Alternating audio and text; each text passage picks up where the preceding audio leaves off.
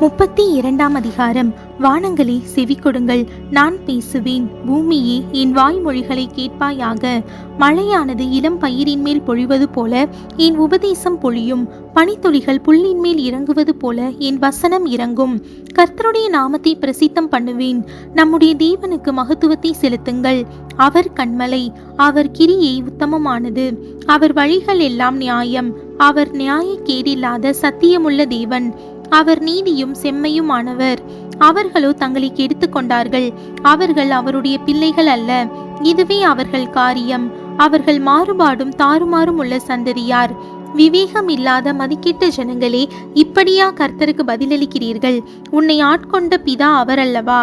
உன்னை உண்டாக்கி உன்னை நிலைப்படுத்தினவர் அவர் அல்லவா? பூர்வ நாட்களை நினை, தலைமுறை தலைமுறையாய் சென்ற வருஷங்களை கவனித்துப்பார். உன் தகப்பனை கேள், அவன் உனக்கு அறிவிப்பான். உன் மூப்பர்களை கேள், அவர்கள் உனக்கு சொல்லுவார்கள். உன்னதமானவர் ஜாதிகளுக்கு சுதந்திரங்களை பங்கிட்டு ஆதாமின் புத்திரரை வெவ்வேறாய் பிரித்த காலத்தில் இஸ்ரவேல் புத்திரருடைய தொகைக்கு தக்கதாய் சர்வ ஜனங்களின் எல்லைகளை திட்டம் பண்ணினார். கர்த்தருடைய ஜனமே அவருடைய பங்கு, யாக்கோபு அவருடைய சுதந்திர வீதம். பாழான நிலத்திலும் ஊளையிடுதலில் உள்ள வெறுமையான அவாந்திர வெளியிலும் அவர் அவனை கண்டுபிடித்தார். அவனை நடத்தினார், அவனை உணர்த்தினார். அவனை தமது கண்மணியைப் போல காத்தருளினார். கழுகு தன் கூட்டை கலைத்து தன் குஞ்சுகளின் மேல் அசைவாடி தன் செட்டிகளை விரித்து அவைகளை எடுத்து அவைகளை தன் செட்டிகளின் மேல் சுமந்து கொண்டு போகிறது போல கர்த்தர் ஒருவரே அவனை வழிநடத்தினார். அந்நிய தேவன் அவரோடு இருந்ததில்லை. பூமியில் உள்ள உயர்ந்த ஸ்தானங்களின் மேல் அவனை ஏறி வர பண்ணினார். வயலில் விளையும் பலனை அவனுக்கு புசிக்க கொடுத்தார். கண்மலையில் உள்ள தேனையும் கற்பாறையில் இருந்து வடியும் எண்ணெயையும் அவன் உண்ணும்படி செய்தார். பசுவின் வெண்ணெயையும் ஆட்டின் பாலையும் பாசானில் மேயும் ஆட்டுக்குட்டிகள், ஆட்டுக்கடாக்கள், வெள்ளாட்டுக்கடாக்கள் இவைகளுடைய கொழுப்பையும் கொழுமையான கோதுமையையும் இரத்தம் போன்ற சுயமான திராட்சை ரசத்தையும் சாப்பிட்டாய். யெஷூரன் கொழுத்து போய் உதைத்தான். கொழுத்து ஸ்தூலித்து நினம் துண்ணின போது தன்னை உண்டாக்கின தேவனை விட்டு தன் இரட்சிப்பின் கண்மலையை அசட்டை பண்ணினான். அந்நிய தேவர்களால் அவருக்கு எரிச்சலை மூட்டினார்கள். அருவருப்பானவைகளினால் அவரை கோபப்படுத்தினார்கள். அவர்கள் தேவனுக்கு பலியிடவில்லை. தாங்கள் அறியாதவைகளும் தங்கள் பிதாக்கள் பயப்படாதவைகளும் நூதனமாய் தோன்றிய புது தெய்வங்களும் ஆகிய பேய்களுக்கே பலியிட்டார்கள். உன்னை ஜெனிப்பித்த கண்மலையை நீ நினையாமற் போனாய். உன்னை பெற்ற தேவனை மறந்தாய். கர்த்தர் அதை கண்டு தமது குமாரரும் தமது குமாரத்திகளும் தம்மை கோபப்படுத்தினதை நிமித்தம் மனமடிவாகி அவர்களை புறக்கணித்து என் முகத்தை அவர்களுக்கு மறைப்பேன். அவர்களுடைய முடிவு எப்படி இருக்கும் என்று பார்ப்பேன். அவர்கள் மகா மாறுபாடுள்ள சந்ததி, உண்மையில்லாத பிள்ளைகள். தெய்வம் அல்லாதவைகளினால் எனக்கு எரிச்சலை மூட்டி தங்கள் மாயைகளினால் என்னை கோபப்படுத்தினார்கள். ஆகையால் மதிக்கப்படாத ஜனங்களினால் அவர்களுக்கு எரிச்சலை உண்டாக்கி மதிக்கெட்ட ஜாதியினால் அவர்களை கோபப்படுத்துவேன். என் கோபத்தினால் அக்கினி பற்றி கொண்டது. அது தாழ்ந்த நரகம் மட்டும் எரியும். அது பூமியையும் அதன் பலனையும் அழித்து பர்வதங்களின் அஸ்திபாரங்களை வேக பண்ணும். தீங்குகளை அவர்கள் மேல் குவிப்பேன். என்னுடைய அம்புகளை எல்லாம் அவர்கள் மேல் பிரயோகிப்பேன். அவர்கள் பசியினால் வாடி எரிபந்தமான உஷ்ணத்தினாலும் கொடிய வாதையினாலும் ஆண்டு போவார்கள். துஷ்ட மிருகங்களின் பற்களையும் தரையில் ஊறும் பாம்புகளின் விஷத்தையும் அவர்களுக்குள் அனுப்புவேன். வெளியிலே பட்டயமும் உள்ளே பயங்கரமும் வாலிபனையும் கண்ணியையும் குழந்தையையும் நரைத்த கிழவனையும் அளிக்கும். எங்கள் கை உயர்ந்ததென்றும் கர்த்தர் இதையெல்லாம் செய்யவில்லை என்றும் அவர்களுடைய பகைஞர் தப்பெண்ணம் கொண்டு சொல்லுவார்கள் என்று நான் சத்துருவின் குரோதத்திற்கு அஞ்சாதிருந்தேனானால் நான் அவர்களை மூளைக்கு மூளை சிதற அடித்து மனிதருக்குள் அவர்களுடைய பெயர் அற்றுப்போக பண்ணுவேன் என்று சொல்லி இருப்பேன். அவர்கள் யோசனை கெட்ட ஜாதி, அவர்களுக்கு உணர்வு இல்லை. அவர்கள் ஞானமடைந்து இதை உணர்ந்து தங்கள் முடிவை சிந்தித்து கொண்டால் நலமாயிருக்கும் என்றார்.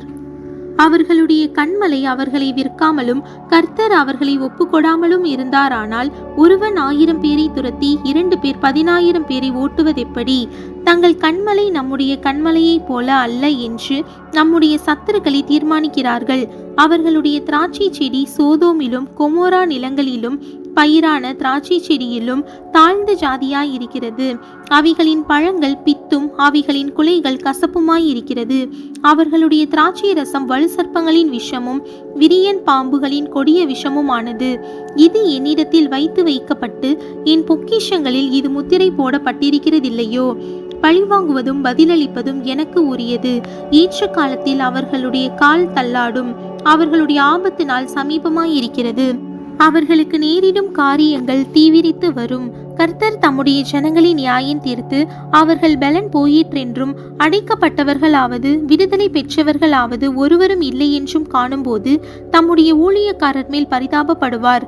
அப்பொழுது அவர்கள் பலியிட்ட பலிகளின் கொழுப்பை தின்று பானபலிகளின் திராட்சை ரசத்தை குடித்த அவர்களுடைய தெய்வங்களும் அவர்கள் நம்பின கண்மலையும் எங்கே? அவைகள் எழுந்து உங்களுக்கு சகாயம் பண்ணி உங்களுக்கு மறைவிடமாய் இருக்கட்டும். நானே அவர், என்னோடே வேறே தேவன் இல்லை என்பதை இப்பொழுது பாருங்கள்.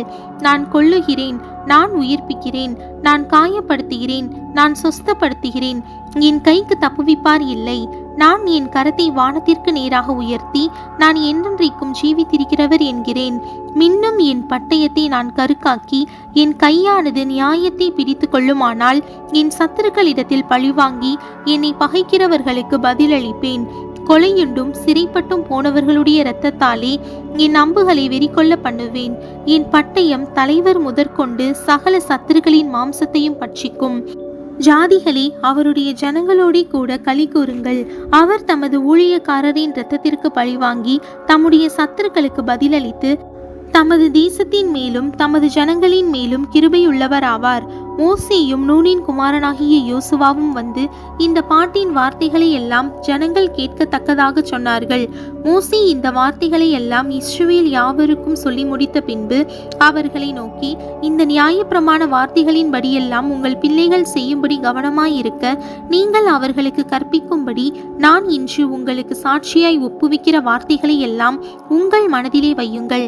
இது உங்களுக்கு வியர்த்தமான காரியம் அல்லவே, இது உங்கள் ஜீவனாய் இருக்கிறது. நீங்கள் சுதந்திரித்துக் கொள்ளும்படி யோர்தானை கடந்து போய் சேரும் தேசத்தில் இதனால் உங்கள் நாட்களை நீடிக்க பண்ணுவீர்கள் என்றான். அந்த நாளிலே தானே கர்த்தர் மோசேயை நோக்கி, நீ எரிகோவுக்கு எதிரான மோவாப் தேசத்தில் உள்ள இந்த அபாரீம் என்னும் மலைகளில் இருக்கிற நேபோ பர்வதத்தில் ஏறி நான் இஸ்ரவேல் சந்ததியாருக்கு காணியாட்சியாக கொடுக்கும் கானான் தேசத்தை பார். நீங்கள் சீன் வனாந்திரத்தில் உள்ள காதேசிலே மோரிபாவின் தண்ணீர்கள் சமீபத்தில் இஸ்ரவேல் புத்திரருக்குள்ளே என்னை பரிசுத்தம் பண்ணாமல் அவர்கள் நடுவே என் கட்டளைகளை மீறினதினாலே உன் சகோதரனாகிய ஆரோன் ஓர் என்னும் மலையிலே மரித்து தன் ஜனத்தாரிடத்தில் சேர்க்கப்பட்டது போல நீயும் ஏறப்போகிற மலையிலே மரித்து உன் ஜனத்தாரிடத்தில் சேர்க்கப்படுவாய். நான் இஸ்ரவேல் புத்திரருக்கு கொடுக்க போகிற எதிரே இருக்கிற தேசத்தை நீ பார்ப்பாய், ஆனாலும் அதற்குள் நீ பிரவேசிப்பதில்லை என்றார்.